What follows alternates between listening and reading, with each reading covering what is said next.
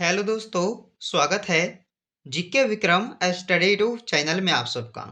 दोस्तों, आज की इस वीडियो में जीके का कुछ ऐसे इंपॉर्टेंट क्वेश्चन देखेंगे इस वीडियो में जो आपके आने वाले सभी आगामी परीक्षाओं के लिए काफ़ी ही इम्पोर्टेंट रहेगा। तो दोस्तों, आप लोग इस वीडियो को पूरा वॉच कीजिएगा। तो चलिए बिना विलंब किए हुए इस वीडियो को शुरू करते हैं। पहला प्रश्न है, जनसंख्या की दृष्टि से भारत का विश्व में कौन सा स्थान है? देखिए दोस्तों, जनसंख्या की दृष्टि से देखा जाए तो भारत का जो विश्व में स्थान है वो आएगा दूसरा स्थान। ऑप्शन सी राइट आंसर होगा। अगला क्वेश्चन, भारतीय संघ में विधि निर्माण का कार्य कौन करता है? भारतीय संघ में विधि निर्माण का कार्य कौन करता है? तो संसद और राष्ट्रपति। ऑप्शन नंबर डी दूसरे क्वेश्चन का राइट आंसर हो जाएगा। आगे बढ़ते हैं, एनसीसी का मुख्यालय कहाँ कहाँ पर स्थित है? देखिए दोस्तों, एनसीसी एनसीसी का जो मुख्यालय है वो हो जाएगा आपका दिल्ली शहर में। आंसर ए ऑप्शन होगा दिल्ली शहर में। अगला क्वेश्चन, 1947 के कांग्रेस अधिवेशन के अध्यक्ष कौन थे? 1947 के कांग्रेस अधिवेशन के अध्यक्ष कौन थे?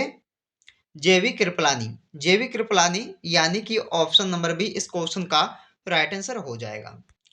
दोस्तों, आगे बढ़ते हैं, भारतीय भारतीय संविधान के किस अनुच्छेद में राज्य को परिभाषित किया गया है? तो भारतीय संविधान के किस अनुच्छेद में जो है राज्य को परिभाषित किया गया है? तो आंसर कौन सा होगा दोस्तों? तो ऑप्शन नंबर सी होगा अनुच्छेद 12 में। चलिए अगला क्वेश्चन, किस धातु का गलनांक सबसे अधिक होता है? किस धातु का गलनांक सबसे अधिक होता है? देखिए, आपका आंसर होगा डी टंगस्टन धातु का। आगे बढ़ते हैं, फतेहपुर सीकरी को किस शासक द्वारा मुगल साम्राज्य की राजधानी के रूप में स्थापित किया गया था? तो फतेहपुर सीकरी को जो है किस शासक द्वारा मुगल साम्राज्य की राजधानी के रूप में इसे स्थापित किया गया था? तो अकबर द्वारा। याद रखना है, अकबर। अगला क्वेश्चन, समुद्रगुप्त का राज कवि कौन था? समुद्रगुप्त का राज कवि था हरिसेन। हरिसेन इंपॉर्टेंट क्वेश्चन है दोस्तों, एग्जाम में कई बार पूछा जा चुका है। चलिए आगे बढ़ते हैं, जैन धर्म के पहले तीर्थकर कौन थे? जैन धर्म के पहले तीर्थकर कौन थे? ऋषभदेव। आंसर ए होगा ऋषभदेव। दोस्तों, आगे बढ़ते हैं, संघीय कार्यपालिका का प्रमुख कौन होता है? संघीय कार्यपालिका का प्रमुख कौन होता है? आंसर ए होगा राष्ट्रपति जी। राष्ट्रपति जो है ये संघीय कार्यपालिका का प्रमुख होते हैं। अगला क्वेश्चन, सिकंदर ने भारत पर कब आक्रमण किया था? सिकंदर ने भारत पर आक्रमण कब किए थे? तो देखिए दोस्तों, आंसर इसका होगा ऑप्शन डी 326 ईसा पूर्व में। 326 ईसा पूर्व में जो है ये सिकंदर ने भारत पर आक्रमण किए थे। अगला क्वेश्चन है कि सिंधु सभ्यता में विशाल स्नानागार कहाँ घर जो है कहाँ मिला है? तो सिंधु सभ्यता में विशाल स्नानागार घर जो है ये मिला था मोहनजोदड़ो में। मोहनजोदड़ो यानी कि ऑप्शन नंबर डी सही हो जाएगा।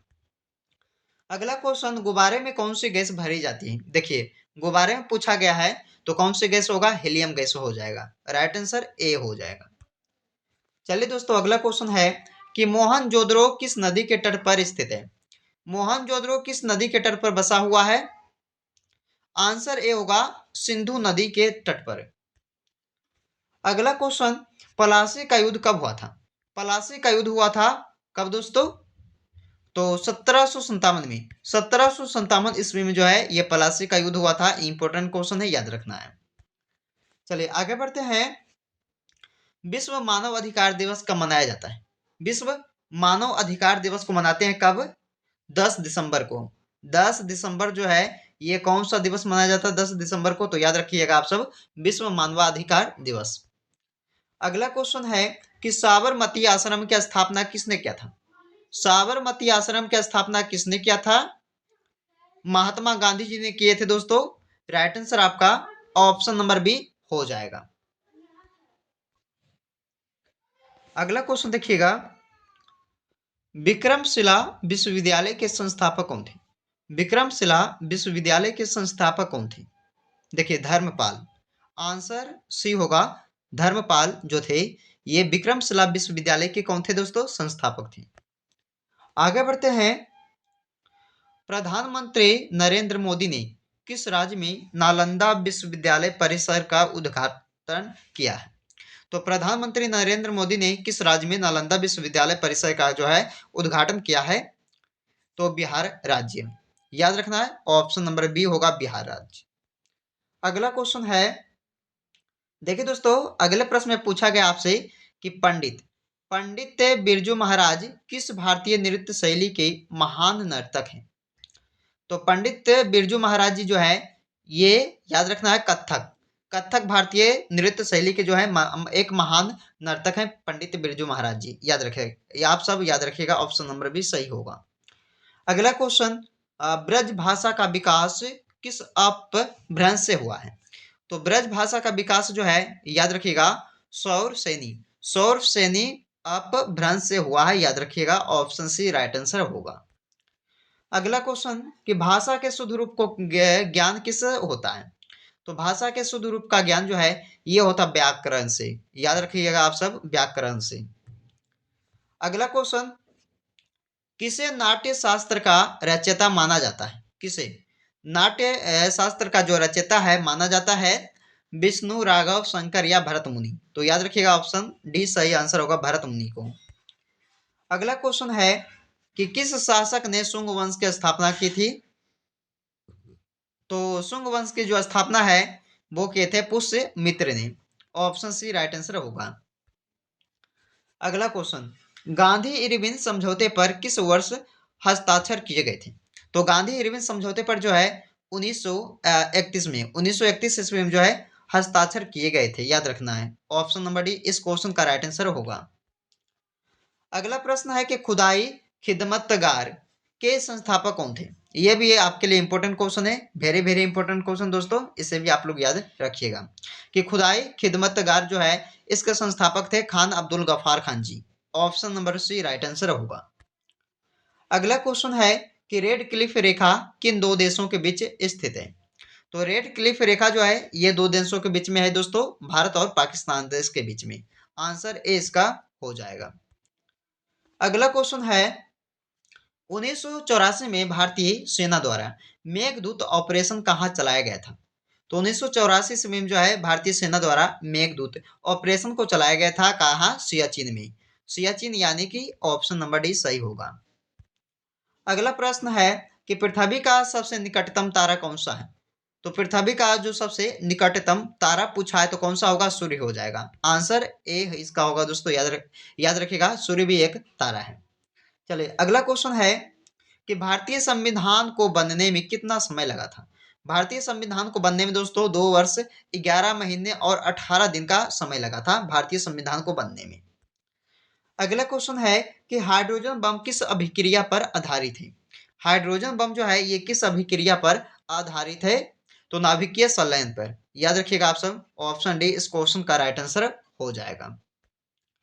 आगे बढ़ते हैं, प्रथम हाइड्रोजन बम कब बनाया गया था? प्रथम हाइड्रोजन बम को बनाया गया था कब?